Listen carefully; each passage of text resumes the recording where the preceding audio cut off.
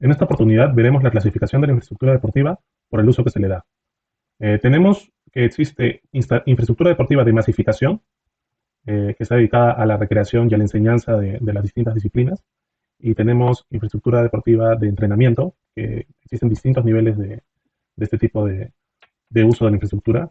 Y tenemos infraestructura deportiva de competencia, también en distintos niveles. Y tenemos una cuarta figura que es el uso mixto, que puede darse entre instalaciones de masificación, que en ciertas oportunidades puede servir para la competencia, y en algunos casos también tenemos instalaciones que podrían ser de entrenamiento y que también en alguna oportunidad podría usarse para competencia. Este es un caso especial que acotaremos más adelante. Entonces, finalmente esta clasificación por uso es muy importante porque las características de la instalación cambian drásticamente dependiendo del uso al cual están dirigidos, ¿no? Tienen distintas necesidades y por ende requiere de distintas instalaciones. Ahora, tenemos que el uso que se le da en masificación es, como dije hace un momento, para lo que es la práctica recreativa y la enseñanza. Eso es masificación. Masificación es dar a conocer un deporte y para ello se hace a través de la práctica recreativa para atraer al público a esta práctica y la enseñanza para introducir a la población a este tipo de práctica. Esto está dirigido a la población en general. El uso de entrenamiento tiene el fin de mejorar la capacidad técnica de los deportistas en sus distintos niveles, ¿no? Eh, Esto está dirigido a deportistas de diversos niveles de competencia, que pueden ir pues desde torneos, no sé, de nivel escolar hasta de niños que se están introduciendo a ciertas disciplinas y puede llegar hasta el nivel de alta competencia, ¿no? Para representaciones internacionales en los distintos deportes. Y en el tema, en el uso de competencia, son instalaciones que están destinadas al desarrollo de eventos deportivos y también está dirigido a atender a los deportistas de los diversos niveles de competencia y se tiene en este tipo de uso el aspecto de las necesidades del espectador también son bastante importantes. A continuación voy a mostrar un listado de los componentes que normalmente requiere la infraestructura en estos tres tipos. No necesariamente se van a dar, pero digamos es un listado que de alguna forma permitirá no dejar ningún ítem suelto o no dejar de considerarlo, ¿no? Para que se tenga presente en los programas arquitectónicos que vamos a abordar en capítulos posteriores del curso. Entonces tenemos que en cuanto a los espacios deportivos, como dije en el capítulo anterior, el espacio deportivo es el protagonista de una infraestructura, de una instalación deportiva, y por ende corresponde que esté presente en cualquiera de ellos. Luego tenemos los espacios deportivos de calentamiento, que son en algunos deportes estos espacios donde los deportistas que todavía no están compitiendo, eh, digamos, desarrollan ciertas dinámicas para prepararse para la competencia, ¿no? De forma previa a la competencia. Estos espacios suelen estar de forma contigua o cercana o por lo menos conectados a los espacios deportivos y son requeridos, obviamente, en infraestructura destinada u orientada a la competencia. No es el caso de infraestructura de masificación o de entrenamiento. Luego, depósitos para instalaciones deportivas requieren todo tipo de infraestructura y es un componente que muchas veces suele ser, digamos, relegado, no muy tomado en cuenta y muchos proyectos que he tenido oportunidad de ver o revisar adolecen de este tipo de instalaciones, ¿no? O no tienen, o son muy pequeños y luego los usuarios tienen que improvisar. He visto, por ejemplo, los andariveles, estas sogas que se ponen en las piscinas para separar cada una de las pistas, digamos, de competencia, apilados frente a la tribuna o una jaula frente a la tribuna, ¿no? Adecuaciones, digamos, que de alguna forma afectan el funcionamiento de la instalación. Luego, tenemos vestuarios y tópicos que normativamente son obligatorios en todo tipo de instalación. Luego, los espacios de operación y mantenimiento, que también, tal como sucede con los depósitos, muchas veces son poco considerados, o sea, o subdimensionados y luego también sucede lo mismo, ¿no? O sea, tenemos un espacio, por ejemplo, si un espacio importante no cuenta con una maestranza en la cual, digamos, llevar el equipamiento que tiene que ser refaccionado, o no cuenta con depósitos, por ejemplo, para guardar equipamiento deportivo que no se use en ese momento, pero que se vaya a usar después, digamos, genera problemas en el uso de la instalación, ¿no? ¿Por qué? Porque se empiezan a usar espacios que no están diseñados para ello o empiezan a perderse espacios destinados a otros usos porque, digamos, tienen que ubicarse estos equipos en algún lugar, ¿no? Este material deportivo tiene que colocarse en algún lugar y es a costa de otros espacios, ¿no? Luego, el tema de tribunas, si bien aquí lo estoy incluyendo solo en escenarios de competencia, Eh, en escenarios de masificación, digamos, también es deseable contar con un pequeño espacio para espectadores. Lo mismo en espacios de entrenamiento, que si bien pueden ser también sin espectadores, difícilmente digamos, una instalación deportiva no requiere en algún momento, por lo menos, una concurrencia mínima de espectadores o acompañantes de, de los deportistas que requieren algún lugar donde instalarse, ¿no? Entonces aquí de repente también debería tener un asterisco el tema de tribunas, ¿no?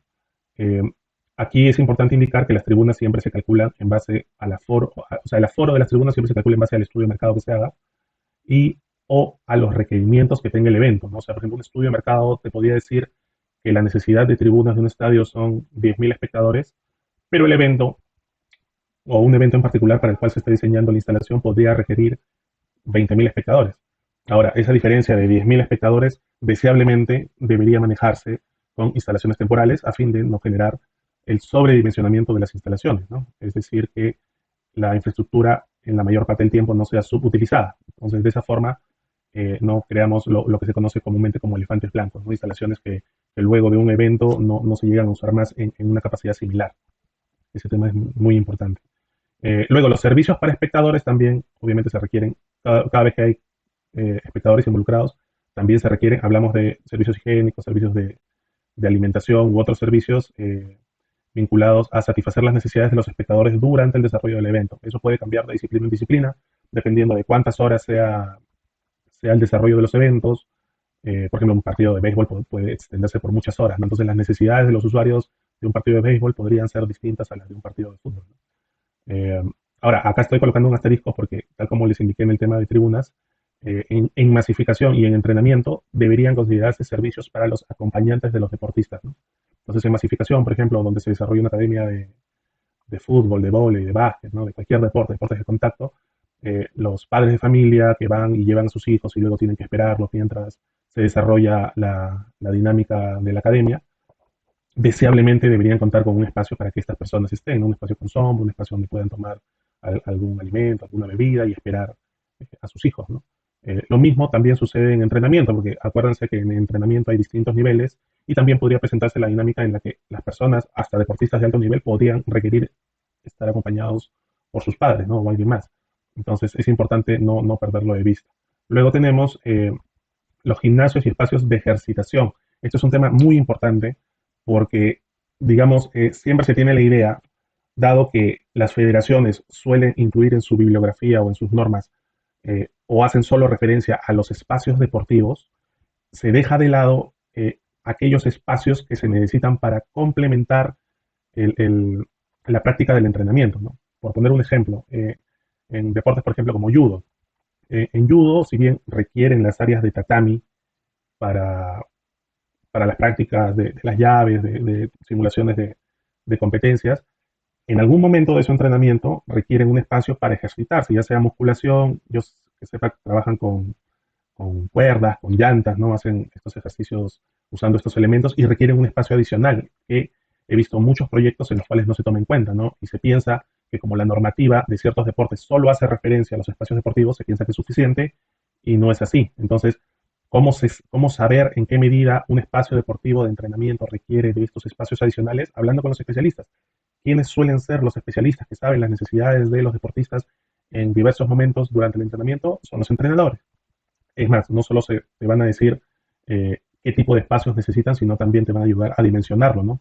Por ejemplo, en Taekwondo, alguna vez, por ejemplo, cuando conversé con un entrenador, cuando estábamos formulando un proyecto de infraestructura deportiva en un centro educativo experimental en Victoria, eh, nos indicaba más o menos en base a cuánta gente o cuántos deportistas tenía a su cargo, a cuánta gente él podía atender, y eran más o menos 10, y durante las dinámicas de entrenamiento, cuánto espacio necesitaban estos 10 deportistas para hacer, digamos, los movimientos que necesitaban, ¿no? Y esto nos permitía dimensionar el espacio que se requería, que en algún caso podría ser superior al espacio que requerían los tatamis, ¿no? Entonces es importante contar siempre con los usuarios finales y los especialistas que van a usar la instalación, contar con su asesoría desde etapas tempranas de los proyectos, ¿no?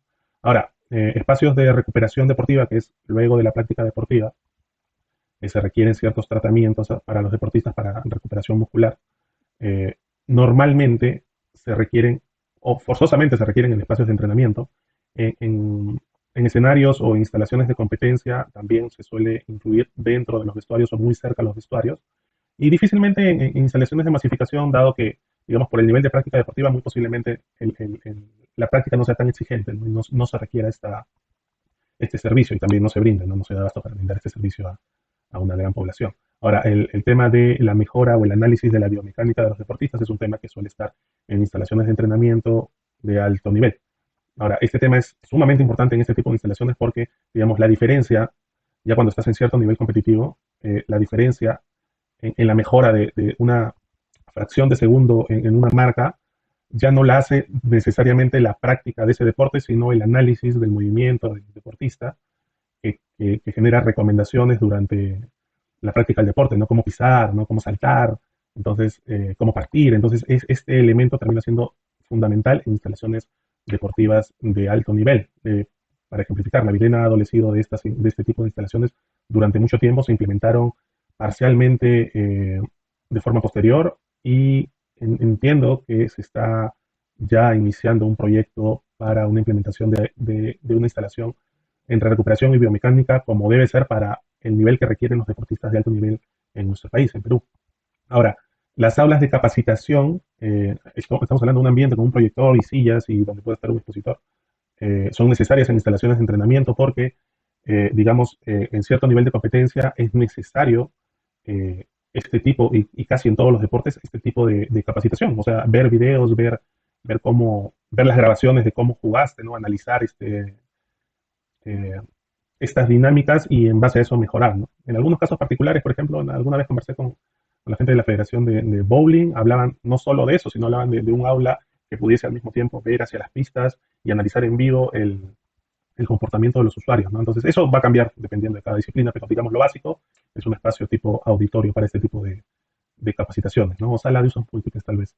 Ahora, el tema de alojamiento y alimentación, esto se da en centros, digamos, de cierto nivel de competición, en los cuales los deportistas necesitan, digamos, realizar concentraciones previas a desarrollo de eventos. O sea, las concentraciones, como saben, pues es este espacio en los cuales los deportistas se aíslan de cualquier tipo de actividad o de cualquier tipo de relación con otras personas para concentrarse o enfocarse en el entrenamiento de forma previa a una competición, ¿no? En ese momento se requieren instalaciones de alojamiento, que normalmente se dan en hoteles y todo, pero cuando una instalación de entrenamiento, como por ejemplo la Videna, cuenta con estos espacios, es una gran ventaja, ¿no? Porque, digamos, no requiere del traslado hacia otro sitio y las posibles distracciones que podrían haber en esos ambientes no controlados. Y ahora también instalaciones de alimentación, también sucede, va de la mano con instalaciones que suelen requerir alojamiento, donde, digamos, se tiene la capacidad de producir alimentos para los deportistas de manera controlada. Eh, Luego tenemos, estos componentes ya no son usuales en todas las instalaciones, por ejemplo en atletismo se usa o en natación, la sala de llamadas son estos espacios donde los deportistas algunas veces desarrollan algunas actividades como registro, el pesaje, por ejemplo, este, y en algunos no, en algunos básicamente es para que los deportistas esperen tranquilos, aislados, a que los llamen a participar de la competencia que les corresponde. Suele estar en espacios de competencia y no necesariamente en todos los deportes. Las salas antidopaje, necesarias por exigencias o por requerimiento de las distintas federaciones deportivas en el desarrollo de sus eventos, cuando lo requieran, se tiene que incluir en el programa. Luego, vestuarios y oficinas para oficiales. Los oficiales son las personas que participan del desarrollo del evento. Entonces, son parte de la organización del evento, por ejemplo, los árbitros, los jueces de línea, requieren sus propios espacios y cada deporte va a tener exigencias distintas respecto a estos espacios, ¿no? Una cosa curiosa, ¿no? Por ejemplo, en softball o en béisbol o en ambos, si no me equivoco, se requiere un espacio para anotadores, que vendrían a ser de alguna forma también oficiales del evento, eh, que requieren una visión privilegiada, pero al mismo tiempo estar aislados y tener una visión privilegiada del el campo de juego. Entonces, es un espacio particular que requiere ese deporte y se tiene que consultar, como dije hace un momento, con los especialistas de cada federación para tenerlo en cuenta. Y lo menciono ¿por qué? Porque como es un espacio no habitual, cuando se hizo, por ejemplo, el proyecto de Panamericanos, recién se incluyó en el programa cuando los especialistas de la federación lo requirieron, ¿no? No se encontraba dentro de la bibliografía o la normativa de esa federación. Entonces, reitero, es un tema sumamente importante involucrar de forma temprana al usuario final, a los especialistas del usuario final. En eso también hay que tener cuidado porque, por ejemplo, los dirigentes deportivos, o sea, el presidente de una federación, el secretario de una federación, no necesariamente es especialista en el deporte que gestiona, ¿no? Muchas veces es un personal que seguramente tiene una muy buena capacidad administrativa o de gestión, pero no necesariamente es un especialista en el deporte que regenta, ¿no? Entonces, es importante tener eso presente. Ahora, los espacios para organización de eventos, obviamente, se requieren en espacios de competencia. Eso es un tema muy importante también porque, por ejemplo, cuando estuve involucrado en el desarrollo del plan para el Mundial Sub-17, que se iba a desarrollar el año 2020 en Perú y el año 2019 también, había muchas instalaciones deportivas, muchos estadios en el Perú que pensaron en la cancha, pensaron en la tribuna, pensaron en los accesos y nunca pensaron en una explanada necesaria para que todo digamos, todo el equipo de organización del evento pueda instalarse de forma temporal, ¿no? Entonces, digamos, muchos escenarios deportivos terminan siendo descartados por falta de este espacio, ¿no? Cuando no se pueden hacer las adecuaciones necesarias para que todo el equipo que se requiere y que está detrás de la organización del evento pueda instalarse.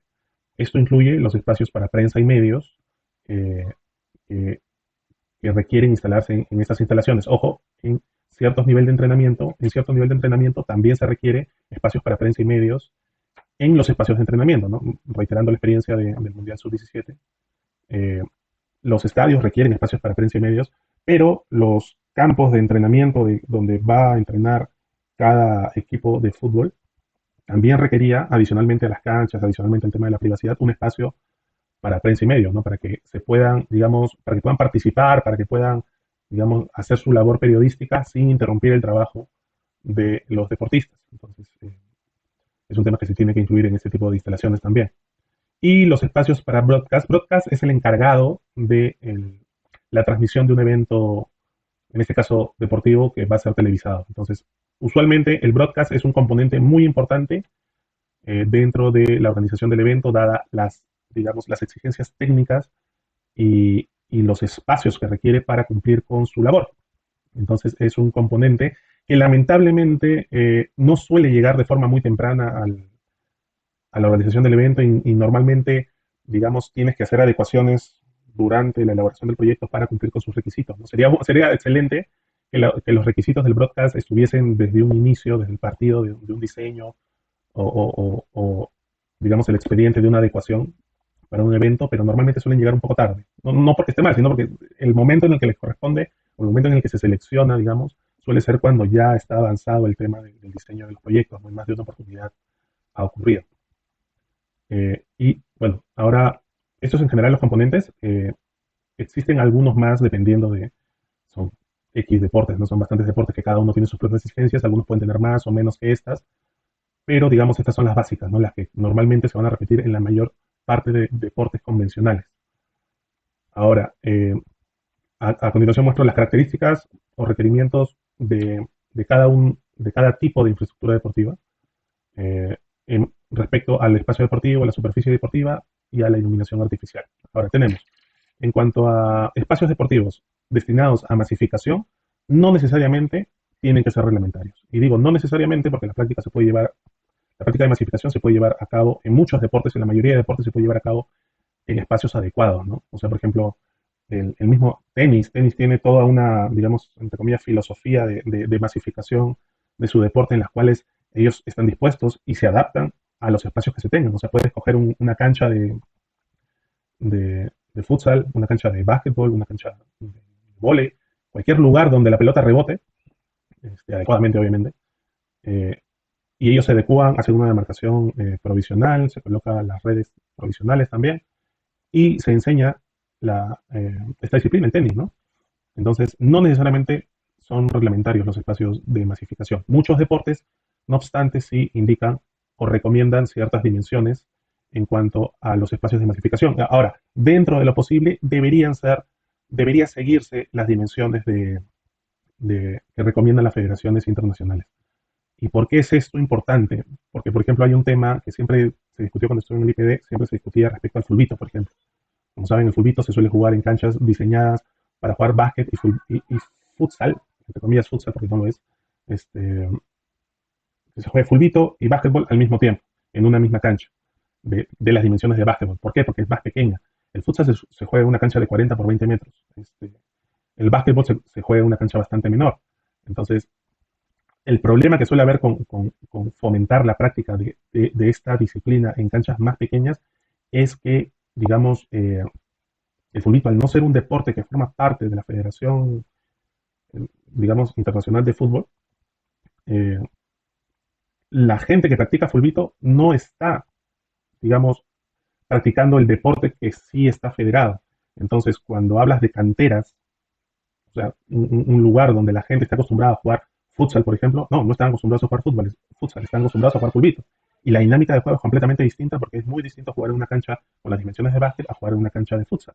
La dinámica es distinta, los movimientos son distintos, ¿no? Entonces el juego tiene que ser muchísimo más rápido este, en fulbito y no, digamos, no aporta a generar cantera para sacar nuevos deportistas el hecho de que la gran masa de población peruana juegue en canchas tan pequeñas, ¿no? En comparación a las canchas en las cuales se juega a nivel competitivo. Entonces, ese es el problema. Pero, no obstante, lo que mencioné hace un momento, o sea, cuando hablamos de masificación, no necesariamente tiene que ser reglamentario, por lo que ya puse respecto al tenis como ejemplo. Lo mismo sucede en las piscinas, por ejemplo, una piscina reglamentaria tiene 2 metros de profundidad, termina siendo un problema que una piscina para masificación tenga 2 metros de profundidad, porque, digamos, es riesgoso y es difícil enseñarle a nadar a una persona que no sabe nadar en una piscina que tiene 2 metros de profundidad, justamente por lo mismo que no sabe nadar y existe el riesgo de que se ahogue en cualquier momento, ¿no? Entonces, normalmente, ¿qué es lo que se suele hacer? A esas piscinas olímpicas de 2 metros de profundidad se les suele adecuar temporalmente una plataforma que eleva el fondo de la piscina a 1,20 m o una altura adecuada para la enseñanza, ¿no? Entonces es un tema muy importante, me he explayado aquí porque es un tema sumamente importante. Ahora, en competencia se tiene que diseñar el espacio deportivo según el nivel de competencia. Todas las disciplinas deportivas o gran parte de las disciplinas deportivas tienen normado dimensiones estándar dependiendo del nivel de competencia. Ahora, respecto a la superficie deportiva, que es, digamos, el paquete de la superficie sobre la cual se juega, en el caso de masificación no necesariamente tiene que ser reglamentario. Claro que sí, mientras mejor sea, digamos, la práctica es mejor porque las superficies deportivas, mientras más se acercan al- a la superficie reglamentaria, tiene mejores condiciones, ¿no? O sea, por ejemplo, jugar voleibol en un piso de madera flotante es muchísimo mejor para la salud de la gente que practica estos deportes que los que juegan en una losa de concreto, ¿no? Por el tema de la dinámica de salto, en las cuales pues alguien que practica con mucha, digamos, frecuencia el voleibol en un campo en una cancha de concreto podría terminar teniendo problemas en las articulaciones, ¿no? Eso obviamente es indispensable en el tema de entrenamiento. Eh, y un tema importante aquí respecto a la superficie deportiva, y que lo aprendí de múltiples federaciones con las cuales me entrevisté en alguna oportunidad, es que en la medida que sea posible, la superficie deportiva y en general la instalación deportiva debe ser lo más parecido a las instalaciones donde se va a competir. ¿Por qué? Para que el deportista, de alguna forma, entre comillas, se aclimate a ese tipo de instalaciones, ¿no? Hasta, por ejemplo, hasta en ajedrez, ¿no? O sea, donde ahí no hay temas de superficies deportivas, ¿no? Aunque creo que sí tienen un tema ahí vinculado al tema de que no tiene que hacer ruido el piso, ¿no? Eh, pero, digamos, hasta en el ajedrez, que es un deporte, digamos, donde la superficie deportiva es un tema menos relevante, mientras más parecida sea la instalación de entrenamiento a la de competencia, va a ser mejor para el deportista, porque va a estar acostumbrado a practicar en la instalación en la que luego va a competir. Ahora, entendemos pues que los costos de una superficie de competencia de cierto nivel competitivo podrían ser prohibitivos para cumplir con esa recomendación, pero en la medida de lo posible debería considerarse. Ahora, la superficie deportiva en competencia varía según el nivel de competencia y deseablemente, y en algunos casos obligatoriamente, deben ser certificadas, ¿no? Deben venir estos agentes reconocidos por las federaciones internacionales a hacer pruebas de campo o hacer inspecciones durante la ejecución también, dependiendo de la federación, para certificar el nivel del campo, ¿no? A eso se le llama homologación, que ya lo mencioné en el capítulo anterior, si no me equivoco.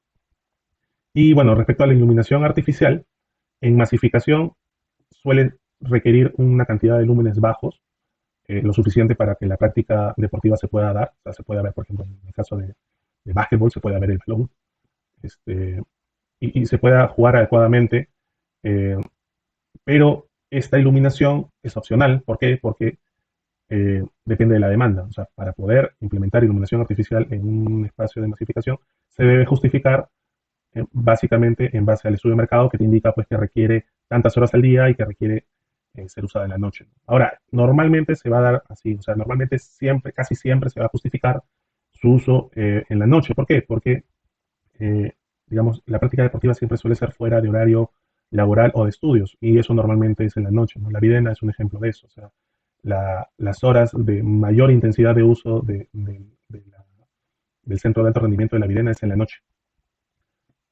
Luego, para entrenamiento, la norma especifica ya un nivel intermedio y eso lo determina cada disciplina. Ahora, para competencia, el nivel es más alto, el nivel de lúmenes es más alto y tiene que considerarse, dependiendo también de la competencia, del nivel de competencia, las exigencias tanto para la práctica del deporte, o sea, para que el deportista pueda ver adecuadamente mientras juega, pero también se tiene que tener en cuenta, si es que los eventos son televisivos, o televisados, perdón, los requerimientos de iluminación que tiene el broadcast.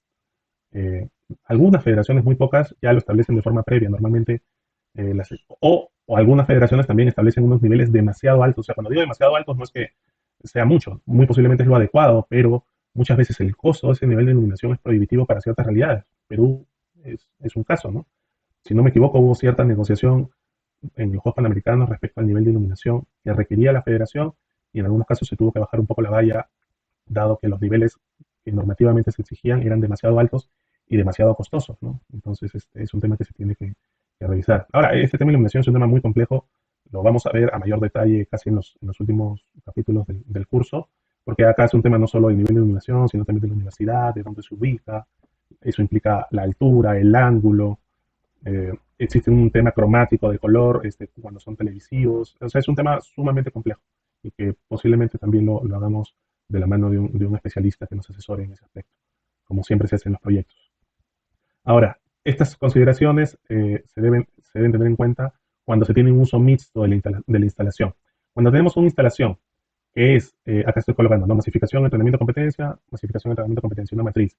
Cuando tenemos masificación y entrenamiento en una sola instalación, se debe tener un adecuado manejo de los horarios de uso, siempre priorizando el entrenamiento. ¿Por qué priorizando el entrenamiento? Porque, digamos, los deportistas de ciertos niveles de competencia requieren cierta, digamos, continuidad o regularidad en la práctica deportiva para desarrollarse adecuadamente, ¿no? Entonces, eso se tiene que tener presente. Eso normalmente se tiene que manejar en el estudio de preinversión, pero también siempre de la mano con los operadores o los usuarios finales, porque muchas veces se suele hacer un escenario idílico en los estudios de preinversión de infraestructura deportiva y finalmente se hace cualquier otra cosa cuando se opera la instalación. Entonces siempre o recomendablemente es necesario eh, hacer un planteamiento real del uso de la instalación durante la etapa de operación. Ahora, cuando tenemos una instalación deportiva que está destinada a la masificación y a la competencia, tenemos que tener en cuenta la flexibilidad de los espacios en cuanto a la superficie de juego, la demarcación de juego y las tribunas. Vamos a ver un ejemplo muy interesante al final de este capítulo, cuando se hace esta mezcla, ¿no? de usos. Y se tiene que tener presente el uso de instalaciones temporales como un recurso útil para este tipo de mezcla de usos dentro de una instalación. Ahora, cuando se tiene un uso mixto de entrenamiento y competencia, eh, siempre se tiene que tener muchísimo cuidado en ciertos niveles de entrenamiento, sobre todo en alto nivel o alto rendimiento. ¿Por qué? Porque muchas veces el uso de la instalación deportiva para competencia de alguna forma desencaja al deportista de alto rendimiento en su práctica deportiva y afecta su dinámica de entrenamiento. Entonces, acá no voy a entrar en mucho detalle, pero por ejemplo, voy a poner solamente un caso hipotético. Eh, la adecuación de los Juegos Panamericanos y previamente los Juegos Bolivarianos aquí en Perú definitivamente requirió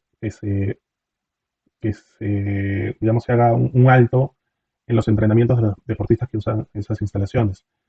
Eh, Ese alto que se hace afecta el entrenamiento de los deportistas, pero es necesario para el desarrollo de la competencia. Entonces se tiene que tener muchísimo cuidado y deseablemente no plantearlo de esa forma, eh, no hacer instalaciones de uso mixto de entrenamiento y competencia, ¿no? Sobre todo cuando es alto nivel, porque no son usos muy compatibles, ¿no? O sea, el entrenamiento muchas veces tiene las de perder cuando tenemos ese uso mixto, ¿no?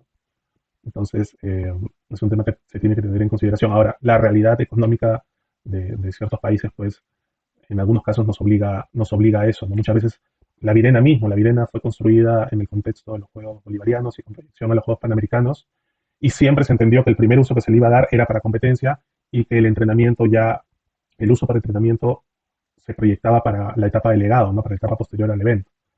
Entonces, es un tema, como les menciono, bastante importante a considerar. Ahora, el ejemplo que les dije es el Polideportivo 1 de La Videna. La Videna, para los que no sepan, es el centro de alto rendimiento, el único centro de alto rendimiento de este nivel que existe en el Perú. Se encuentra en Lima, en el distrito de San Luis, en una zona bastante céntrica. El complejo tiene aproximadamente 24 hectáreas.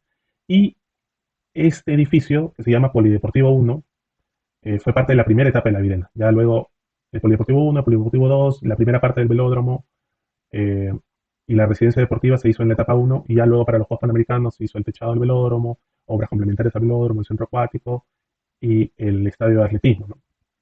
Eh, ¿Por qué este ejemplo me parece sumamente relevante? Porque es un edificio que, digamos, fue construido el año 2014, puesto en operación, iniciado el 2014 y fue puesto en operación el año 2016. Eh, y ya tuvo ciertos, digamos, ciertos años de uso y ya podemos ver, digamos, ciertos aprendizajes de esta instalación, ¿no? Las instalaciones que se hicieron para los Juegos Panamericanos, si bien muy posiblemente tienen mayor nivel que este espacio, aún, digamos, por el tema este de la pandemia, no han sido usados de forma muy intensiva, aún, digamos, tienen años por delante para ponerse a prueba en su operación cotidiana, ¿no? Esa experiencia ya la tuvo esta instalación. Entonces, por eso me parece sumamente interesante hacer el análisis de este polideportivo. Ahora, este polideportivo está orientado, es un polideportivo que está orientado a la práctica del básquetbol y el handball, o inicialmente fue planteado así. Les voy a mostrar un video que más o menos les resume las características de esta instalación. En este video, ese es el edificio. Aquí se puede ver que es un espacio con un piso de madera flotante. Tiene estas cortinas, la que ven que se está levantando, estas cortinas divisorias que separan un campo del otro y evita que la pelota pase de un campo a otro durante la práctica deportiva. Estas franjas grises y rojas que ven al fondo son las tribunas, que son tribunas retráctiles. Aquí están viendo cómo se repliega. Los castillos de básquetbol también, como han visto, son plegables. Entonces, es un espacio que es sumamente flexible, es muy, muy flexible y fue pensado para que sea flexible. Y sinceramente, eso le ha brindado, digamos, mayor potencialidad de uso del que fue pensado inicialmente, ¿no? Porque inicialmente fue pensado para la práctica del básquetbol, para la práctica del handball y también para la práctica de eventos no deportivos, ¿no? Como el caso de ceremonias, ¿no? Por eso cuenta con este escenario en la parte posterior. Aquí están los planos de este polideportivo, en los cuales se puede apreciar la superposición de demarcación de campos. Entonces, cuando se hace una competencia, las tribunas se despliegan y se usan los campos en este sentido, ¿no? Y se puede colocar una malla divisoria o la cortina divisoria, se baja la cortina central y tienes dos escenarios de competencia que pueden funcionar de manera simultánea, ¿no? Ya sea de handball o ya sea de básquetbol. Luego, este es el caso de básquetbol, este es el caso de handball, con las tribunas desplegadas. Y en este escenario se repliegan las tribunas y tenemos los campos demarcados transversalmente, ¿no? Bajan las tres cortinas para separar las distintas canchas y que el balón no pase de una cancha a otra. Bajan los castillos en el sentido transversal también y tenemos cuatro canchas de básquetbol, ¿no? Cuando jugamos en el sentido longitudinal, bajan los castillos en el sentido longitudinal y suben los castillos en el sentido transversal, ¿no? Las canastas, perdón. Entonces, digamos, eso lo hace un espacio muy flexible, ¿no? Que se puede aprovechar al máximo en etapas de entrenamiento, de masificación también. En el caso de la Videna, si bien es el centro de alto rendimiento, existen muy pocos deportes que están profesionalizados en el Perú. Y por ende, los deportistas que nos representan no se dedican de forma profesional o no pueden dedicarse de forma profesional a estos deportes y por ende practican en su tiempo libre. Eso hace que la Videna sea un espacio muy, o sea, hubiese sido muy subutilizado si solo se dedicara al entrenamiento de los deportistas de alto nivel, por lo que también se usa de forma complementaria en ciertos horarios para academias. Entonces, un tema importante a resaltar aquí es, por ejemplo, idealmente se planteó una demarcación mixta entre básquetbol y handball. No obstante, cuando se entregaron las instalaciones, la Federación de Handball tuvo ciertos problemas durante la práctica por esta demarcación superpuesta, que si bien es aceptada en muchos deportes, digamos, generaba ciertos problemas en la práctica y en las competencias que también se desarrollaban para este deporte, por lo que optaron por colocar digamos, una cancha portátil, digamos que se pudiese colocar sobre el piso flotante de madera, ¿no? Y poder tener solo la demarcación de handball en el espacio, digamos, que tenían asignado. Este es, por ejemplo, si no me equivoco, el desarrollo de un torneo local en preparación a los Juegos Panamericanos.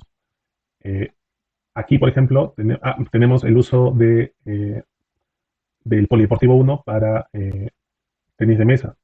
Un uso para el cual no necesariamente estuvo orientado en su diseño inicial, pero digamos, la flexibilidad del recinto lo permitía, ¿no? O sea, acá, por ejemplo, las tribunas retráctiles a medio desplegar permitían mayor espacio para colocar varias mesas, ¿no? Y, por ejemplo, esta es la adecuación que se hizo para los Juegos Panamericanos 2019, en los cuales las tribunas retráctiles fueron brandeadas, replegaron y fueron brandeadas, y se colocaron tribunas temporales en el otro sentido, ¿no? Entonces, digamos, esta flexibilidad en el uso del Polideportivo 1 se lo dio todas estas características, ¿no? Tener este tema de las cortinas, tener este tema de los castillos desplegables, la iluminación también se pensó para poder, digamos, encenderse o configurarse según las necesidades del evento, con la opción también a colocar iluminación adicional en las estructuras superiores. Y un tema importante, que si bien no lo vamos a ver aquí, esa flexibilidad que les menciono se consigue gracias a un análisis previo que se hace de flujos de circulación. Esto también lo vamos a ver más adelante a mayor detalle, eh, pero solo para indicarles, ¿no? Lo importante que es analizar cómo es que va a funcionar un recinto deportivo durante un evento y darle la mayor flexibilidad posible, ¿no? Como un tema anecdótico, por ejemplo, cuando se formuló el estudio de preinversión de este proyecto, este polideportivo, que es el que hemos visto anteriormente, y este polideportivo, ambos son polideportivo 1, pero este es el sector 1 y el sector 2, este está destinado a handball y básquetbol, y este está orientado a, perdón, se me fue a gimnasia, destinado a gimnasia. Y estos dos edificios, que finalmente forman uno, inicialmente estaban pegados. Entonces, esta circulación intermedia no existía. Entonces, cuando se hizo el análisis de flujo, que es lo que están viendo aquí, eh, se determinó que era necesario separar ambos edificios para generar esta circulación y permitir eh, que el edificio funcionara sin mezclar la circulación de todos los espectadores y el de los deportistas, que tenía que ser, digamos, completamente separado. Es más, la normativa exige que no existan cruces de circulaciones entre deportistas y espectadores, ¿no? Entonces, les muestro el análisis de flujo que se hizo para la etapa 1 de la Viena en los Juegos Panamericanos. Este trabajo de análisis de flujo fue un tema gigantesco de coordinación de meses, que se hizo desde el área de ingeniería y el área que se encargaba del desarrollo del evento, bastante mucho más complejo.